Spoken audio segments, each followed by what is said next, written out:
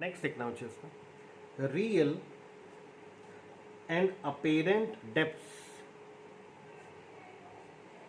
Real and apparent depths of a tank. वो क्या कहते हैं, water tank appears shallower,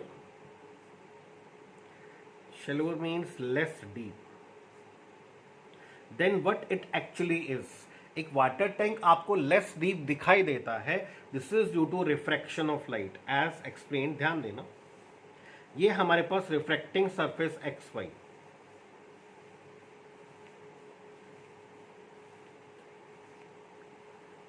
this is a point object O lies at the bottom of this tank. ये हमारे पास point object ओ इस water tank के bottom पे लाई करता है। Ray of light starting from O incident normally along O A. एक बात याद रखना, अगर आपके पास ये मिरर है, मिरर पर रे नॉर्मली इंसिडेंट होता है, angle of incidence zero, angle of reflection zero. या फिर अगर ये स्लैब है ग्लास की और रे नॉर्मली फॉल करती है, रे अगर नॉर्मली फॉल करेगी, angle of incidence zero, angle of refraction भी जीरो, the ray goes undeviated, ray सीधा चला जाएगा। तो यहां पर रे नॉर्मली इंसिडेंट हो रहा है, ray of light starting from point object O incident normally along O A, the ray goes undeviated along A B. Another ray of light incident along O A one, दूसरा ray of light जो A one point पर incident होगा, as this ray of light travels from denser to rarer, the ray bends away from the normal, this ray bended away from the normal। तो ये हमारा है angle of incidence. The ray traveling from denser to rarer bends away from the normal, so this angle is angle of refraction। तो एक ray incident हुआ normally along O A, the ray goes undeviated. Another ray incident along OA1 as traveling from denser to rarer bends away from the normal. Away from the normal means angle of refraction is greater than angle of incidence। Observer की आई यहां पर है, observer की आई में जब भी ray incident होता है, ऑब्जर्वर को लाइट हमेशा स्ट्रेट चलता हुआ दिखाई देता है, तो उसको रे यहां से बेंड होता हुआ नहीं मिलेगा, उसको रे यहां से आता हुआ दिखाई देगा।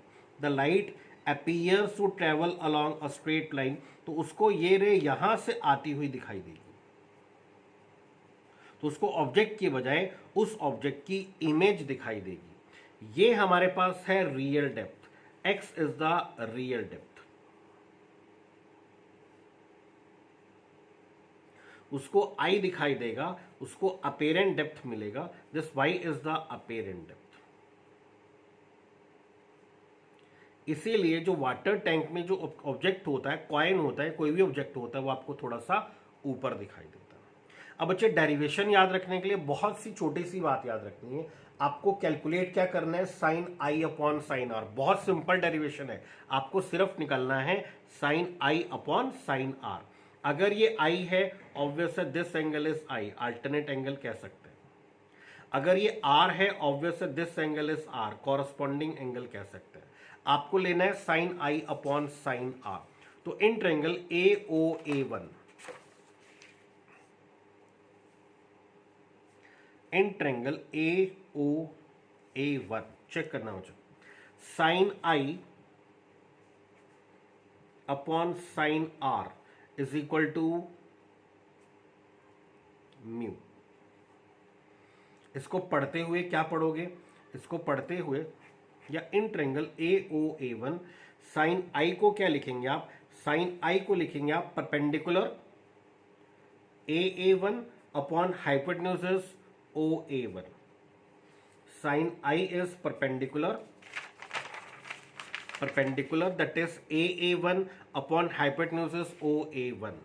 इसी ट्रायंगल में in triangle A I A one, in triangle A I A one आप लिखते हैं sine R, and sine R को क्या लिखोगे, perpendicular A one upon hypotenuse I A one. तो साइन आर को लिखोगे perpendicular A one upon hypotenuse I A one. Equations को डिवाइड कर दीजिए, 1 डिवाइडेड बाई 2, यहां से आपको मिलता है sine I upon sine R, this is A one upon O A one. And this is AA1 अपॉन IA1, ये A1 कैंसल हो गया, यहां पर आपको मिल गया sine I upon sine R and this is IA1 upon OA1। अब एक चीज, एज अपर्चर इज स्मॉल, आपके पास जो वाटर टैंक है आपका उसका अपर्चर बहुत ज्यादा नहीं है, या तो आप लिख सकते हैं IA1 अपॉन OA1 ट्रायंगल लेकर के, इस ट्रायंगल में और इस ट्रायंगल में हाइपोटेन्यूज की रेशो और बेस की रेशो इक्वल कह सकते हैं, या आप लिख सकते हैं A1 lies close to A, as A1 lies close to A1 A के क्लोज लाई करता है, therefore sine I upon sine R is equal to IA upon OA, sine I upon sine R is equal to IA upon OA। और देख लीजिए sine I upon sine R is mu. और एक बात आपको बताई थी, ऊपर वाला एंगल जिस मीडियम में है ऊपर लिखना, एंगल I किस मीडियम में है, वाटर में, W को ऊपर, नीचे वाला एंगल R किस मीडियम में है, एयर में, तो A को नीचे, ऊपर वाला एंगल जिस मीडियम में है ऊपर लिखना है, नीचे वाला एंगल जिस मीडियम में है नीचे लिखना है। पढ़ते टाइम कैसे पढ़ोगे, refractive index of air with respect to refractive index of water, इसको आप पढ़ेंगे refractive index of air upon refractive index of water and this is equal to IA upon OA, this is equal to IA upon OA। और आपको एक चीज और बताई थी, इसकी रेशो होती है आइदर 4/3 या 3/4, वाटर नीचे है, डेंसर मीडियम का रिफ्रैक्टिव इंडेक्स ज्यादा होगा, एयर ऊपर है, रेयर मीडियम का रिफ्रैक्टिव इंडेक्स कम होगा। एंड व्हाट इज IA कितना Y, व्हाट इज OA कितना X, तो Y कितना हुआ, Y is equal to 3/4 of X। And what is this Y हमारे पास क्या था, Y हमारे पास था अपेरेंट डेप्थ, और अपेरेंट डेप्थ कितना है, that is 3/4 of real depth. Apparent depth real depth का 75% है, ये जो अपेरेंट डेप्थ है, ये जो अपेरेंट डेप्थ है ये रियल डेप्थ का 75% है, मींस 1/4 ऑब्जेक्ट आपको ऊपर दिखाई देगा, ये 1/4 ऑब्जेक्ट आपको ऊपर दिखाई देगा, ये आप याद रखते हैं। तो कंप्लीट करना मुझे से यहां तक।